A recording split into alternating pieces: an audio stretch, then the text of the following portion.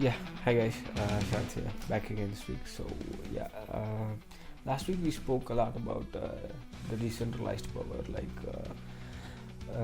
each states deciding their own kind of cultural way, deciding certain things their own, and yeah, mostly it's best, and even in India or in the US, and most of the things comes under state control, and there are certain things comes under the central's control, and there is a dichotomy in that. But I know almost all the states have one centralized sovereign central bank, and I think there is a reason for that.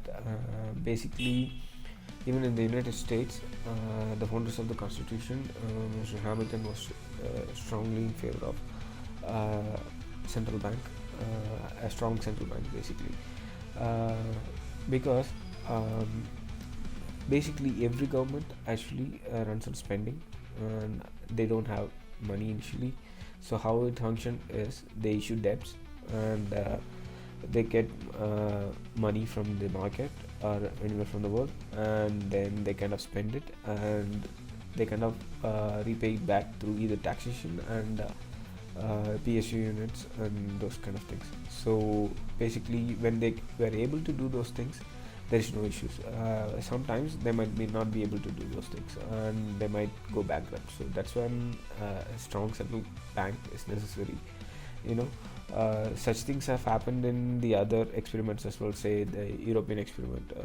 In the European Union experiment, the Greece kind of like spent a lot, and they went bankrupt, and they have to be kind of bailed out by the European Central Bank. Uh, so basically most of the countries have a strong central bank for that very reason, to kind of limit the amount of things the states can borrow. And yeah, so that is a real thing, dichotomy in what we spoke about the decentralization. Because while I'm talking about decentralization, what I'm seeing is about this blockchain and Bitcoin things. It's a great technology, decentralized. I think there is no doubt about it. But will that serve as a sovereign reserve currency? Uh, I don't think so. That's my personal opinion, because it's not a real asset class like physical gold, I guess. It's kind of like a mirage asset class, and it's like an art piece, basically. So some people like certain things and they value it a lot. Some people doesn't, and they don't buy those things, value it less. So it's mostly subjective. So you cannot stop it, and as long as it is absorbing some liquidity, I think the central banks will also allow that. And yeah, one of those things. The other thing that I found out, the other thing I noticed was the last week was the president, like Trump, was not happy with the way the central bank chair, Mr. Powell, was functioning, and he called it like they are making a coin toss and deciding what those things, because he's not listening to the president and such things. But he won't be the first president to be unhappy about those things. There are a lot of people that have been unhappy about certain things as well, because their mandate is different. Even though they consider government, they have a different mandate. The mandate is like maximum employment and minimum inflation. So they don't kind of like take orders or something like that. They have an understanding within the government, because they don't intervene in the fiscal policy, and they expect the same. Like they don't not intervene in the monetary policy, because the decisions that they take are not like opinionated or personal or certain things. They are basically based on data that's incoming, and every month they go and see the data. A group, not just one person, a group of people, like a chairman of the like a board of directors kind of thing for a company. They kind of like they have those things, and they go and see those data every month, and based on the data that they are seeing, they make the decision about whether to raise the rate, increase the rate, push other levers to kind of make the things go flow.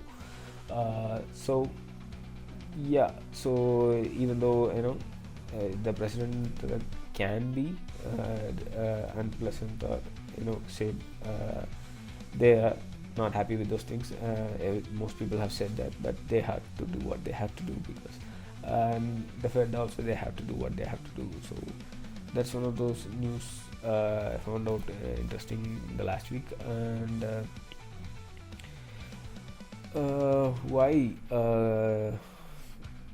the current system is better than the Bitcoin or this thing. For that, you have to go back to the old system, like gold standard. In the 1900s, there used to be a thing called gold standard, where a currency is pegged against gold. So basically, you can go to the bank, give you a currency, and ask for the equivalent amount of gold. So it was happening, and every state had their own banks, and they had their own emblem in the currency when they were sending those things. At some point, what happened was, like, some banks kind of printed out more money than the gold that they have in their vault, and it causes some other damages and bad issues. And the other trusted banks made it sure that they kind of ganged up together and then bring all the money and ask it for the return of amount of gold to make it is an act of calling them out, like dishonest banks. So this kind of thing happened in previous times. But when it happened in a scale, sometimes the balance of payment crisis happened in the 1970s. And what happened, most countries kind of ganged up, and they asked to say, we need the gold back for the dollars that we have. So that's when against Richard Nixon kind of closed the gold window, and they said, you have the dollars, you can buy some stuff from us instead of gold. So even if that happens today, they all asked for the dollars for the credit that they have in the reserve vault. They will be getting a large amount of cash, dollars, and or other reserve currencies. What they will do with that, they have to buy against something from the sovereign country. So this system is better than the previous one, because the previous gold standard had caused 2 world wars, and after this floating exchange rate happened, there is pretty much no world war. So that is a case to make for the floating exchange rate system. And the adapting Bitcoin as a sovereign currency kind of makes it a case is similar to going back to the gold standard. I don't think governments would do that. That's my personal opinion. I don't know what happens, but we have to see. And about the uncertainties about certain things, like there are some other wars as well. And in the last 4 years, they had a lot of countries have a lot of learnings in the energy crisis over the winters and things like that. I think they would be pretty much equipped to do that, to have a better grip on it now. But still, I think the current administration, well, they kind of make it, they could save some face for being a strong leader by calling out the bluff of the Russia.